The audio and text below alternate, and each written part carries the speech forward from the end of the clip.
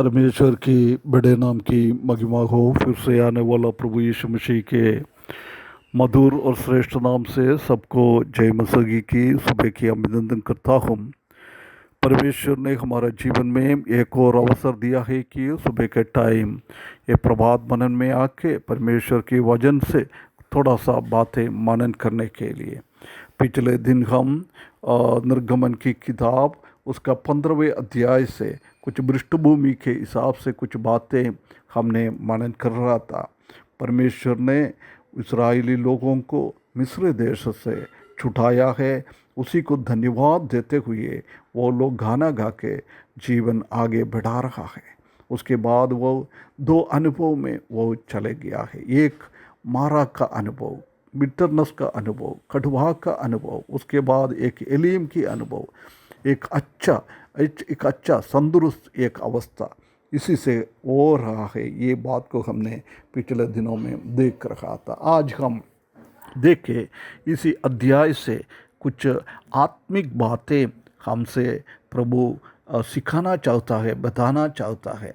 पहला हम देख सकता है कि from Moses' song of praise, God relieves that you walk with him should be filled with the gratitude. Moses expressed the gratitude because God alone, without any help of the Jews, delivered them from bondage. Likewise, Jesus alone has delivered you from the bondage.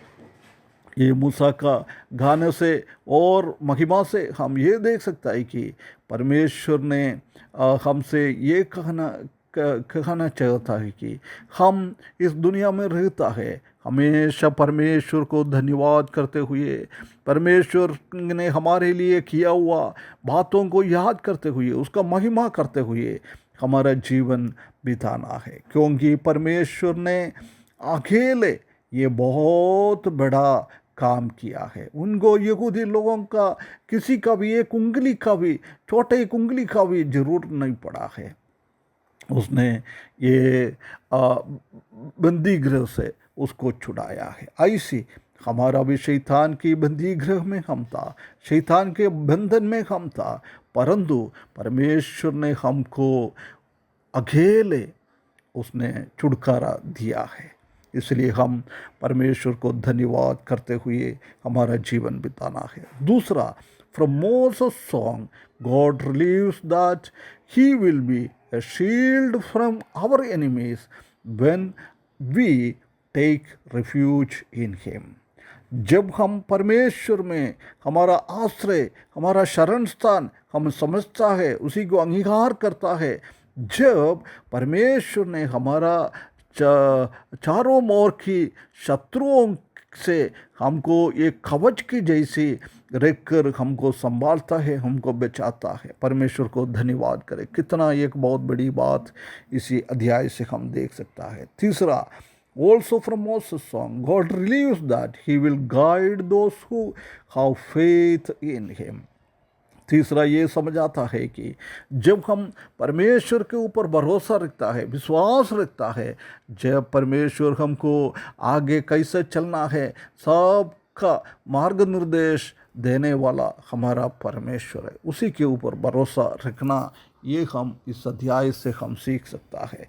और 14 point हम देख सकता है कि from both Moses song and the writing of Paul, God relieves that he baptized the Jews as they passed through the waters on their way to the promised land.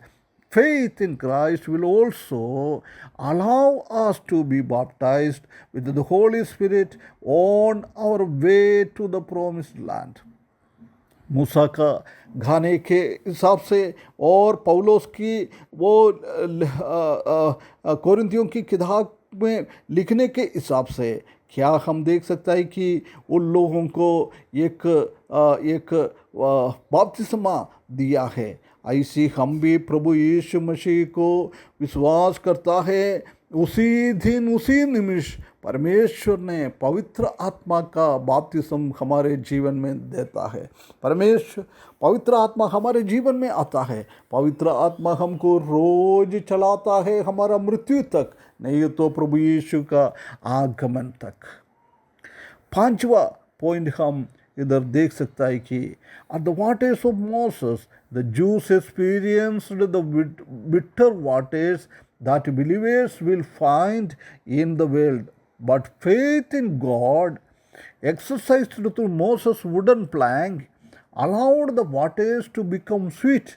Likewise, faith in Christ through his work at the wooden cross can make the bitter waters in our life a sweet delight.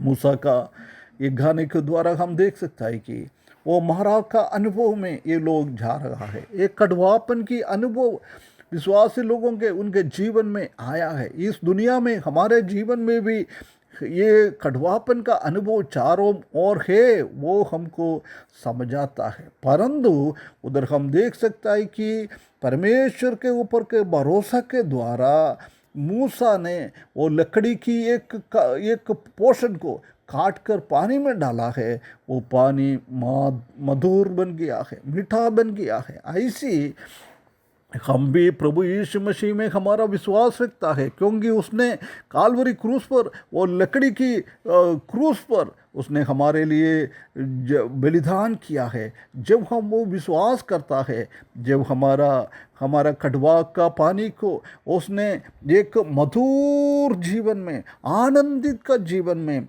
वो बदल देता है। कितना हमारा परमेश्वर कितना अच्छा परमेश्वर है। उसी परमेश्वर में भरोसा रखना है। मीठा का अनुभव हम प्रभु यीशु मसीह को दिएगा। बिटरनेस के अनुभव में भी वो हमको मीठा के अनुभव में लेके जाने वाला परमेश्वर है। और छठवें पॉइंट में हम देख सकता है कि God promised blessing on the Jews when their faith led to life of the obedience. This included the blessing of physical health, everything. Likewise, when our faith in Christ leads to obedience, God can also bless you with the good spiritual and physical needs. परमेश्वर ने वो वायदा किया, देशों की ओर लेके जा रहा था। उन लोग ने विश्वास के साथ, वो आज्ञाकारिता के साथ उनका जीवन आगे बढ़ा रहा है। जब परमेश्वर ने उनको आशीष दिया है, अनुग्रह दिया है, उनका जीवन में हर एक तरीके से उनको संभाला है। इसलिए हम भी जब प्रभु यीशु मसीह का विश्वास करते हैं और हम आज्ञाकारिता में आगे बढ़ता है, जब हमारा परमेश्वर हमको भी हमारा हर एक ज़रूरतों को हमको संभालता है। इस दुनिया में हमको क्या क्या चाहिए सब हमारा परमेश्वर देते हमको आगे बढ़ने वाला है। आखिरी में हम देख सकता है कि 7वां पॉइंट में, after the bitter waters of Mara, God brought the Jews to the place Elim with the 12 wells of fresh water. This symbolized that fact that God will provide life to all his people. Jesus also promised life to every believer. Moreover, he promises abundance of life. This includes both your material and spiritual needs. जब इस्राएली लोगों को परमेश्वर ने वो महारा का अनुभव में से लेके गया है, उसके तुरंत बाद एक एलीम का अनुभव, उधर एक बहारा पानी का स्रोत उनके सामने मिला है। उनको खाने के लिए, पीने के लिए सब कुछ परमेश्वर ने दिया है।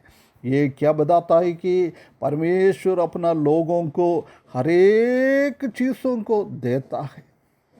परमेश्वर हर एक विश्वासियों को बहुत सारा चीज़ से वो वायदा करता है।